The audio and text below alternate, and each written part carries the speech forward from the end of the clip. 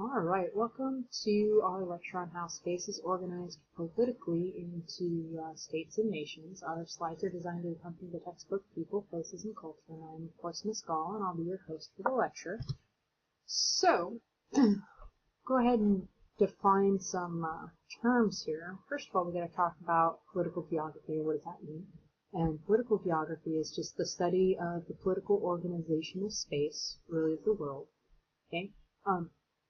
And then we talk about a state. A state is a politically organized territory with a permanent population, a defined territory, and a government. These are three of the four biggest characteristics. The fourth one that I and most other political science people would add on there is international recognition. And if this definition sounds kind of familiar, it should. You guys would call them countries. So every time when we're talking about any place other than the United States and you hear the word state, I want you to think country, because that's actually what they're talking about. Okay, state is just the technical term. We talk about the United States of America to understand why we call it the United States. What you have to do is go back to your early American history, your Revolutionary War history, and think about the fact that the 13 colonies got their starts.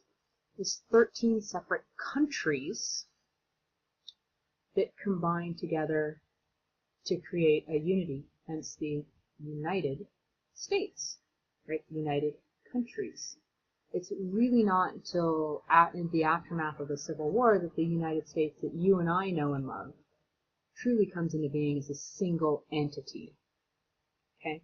So remember, every time you hear the word state, I want you to think country. Especially if we're talking about in a place other than the United States. Okay. And then just to go ahead and bring it back though to the lecture itself, to steal from geographer student Eldon, the modern concept of territory arises in early modern Europe as a system of political units that come into being with fixed, distinct boundaries and at least a quasi-independent government. That means kind of independent government. And the process by which this happens is called territoriality. As we talk about early modern Europe, really we're talking about as Europe is coming out of the Dark Ages and kings are starting to consolidate their power slowly but surely. Right? You could make the argument certainly that it starts earlier than that, but I think really we're talking about modern countries. It's really that early modern coming out of the medieval period where it gets its start. So, today the concept of territoriality is tied to the concept of sovereignty. And sovereignty is really a fancy schmancy technical term that means you've got the recognized right to control the territory both politically and militarily. And that control is that key part. Okay, to have sovereignty means to have control. All right?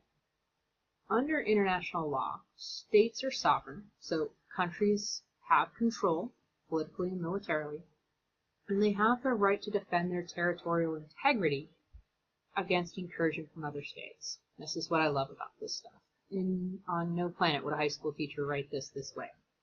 Here's really what this means in English. Okay? International law, first of all, is generally accepted practice. There are some forums where you can prosecute things under international law, but international law is really hard to enforce. But anyways, so countries have control, okay, of their territory, politically and militarily, and they have the right to defend that territory and the boundaries of that territory. That's what territorial integrity is, against other people invading it. Okay, that's what incursion from other states means. Right? If, let's pretend, if Canada decides to invade the U.S., what it's doing is violating the territorial integrity of the U.S., right? There's an incursion. The U.S. then would be perfectly justified under international law to fight back. And this is what this definition is really saying. Okay, again, it's one of those things that a college professor would write for kids to try and read. A high school teacher never would, because we understand that high school students don't think this way. These are not words that high school students would use, and they would struggle to a large degree to understand. So, just to look at some of the modern states in the world, right? So we've got independence before 1750. China, Ethiopia are continually in existence, right? Thailand, and you can kind of see a bunch of the states in Europe, Sweden, for example, Switzerland, France looks like in there, Spain. Okay. Between 1750 and 1939, now we include South America, all of North America, Mongolia, Saudi Arabia, Egypt, right? Parts of Eastern Europe fit into that rubric. Okay. And it's important to note these independent states, because what you'll notice is that most of these countries that are independent really before 1940, by and large, this is our more developed world. Okay, so they've had more time to develop those institutions, they've had more time to develop the economics on their own and things like that have enabled them to speed rapidly through those stages of industrial development. Then our yellow, which actually comprises most of our less developed countries, right? Not entirely. Russia, for example, certainly would qualify somewhere in the middle. India arguably is in the middle, right? But these are independents in or after 1940.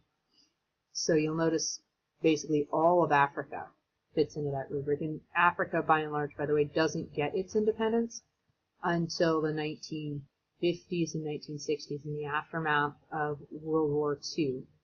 Okay? The same thing with much of the Middle East. By and large, really I would argue for a lot of those territories that they're marking independence between 1750 and 1939 in the Middle East, that they're not truthfully independent until after World War II.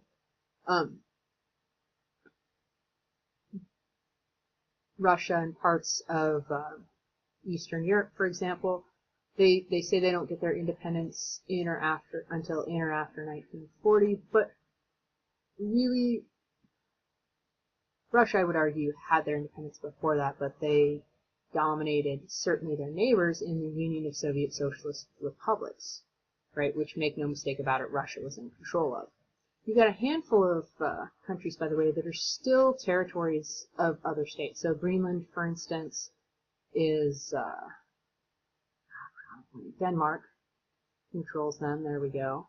We've got Western Sahara, which is under the control of probably France, but that's a best guess, right? French Guiana, that's pretty obvious. But here's my point. Lots and lots of countries have been created really in the last 70 years. And if we were to take this a stage further and look at the countries that have been created since I was your age, what you'd see is probably a quarter or a third of them have been created since I was in high school in the early 1990s. Okay, so I'll bring it back to the map here. Just needed to double check.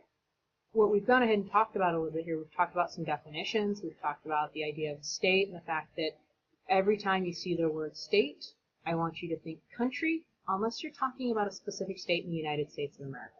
Okay?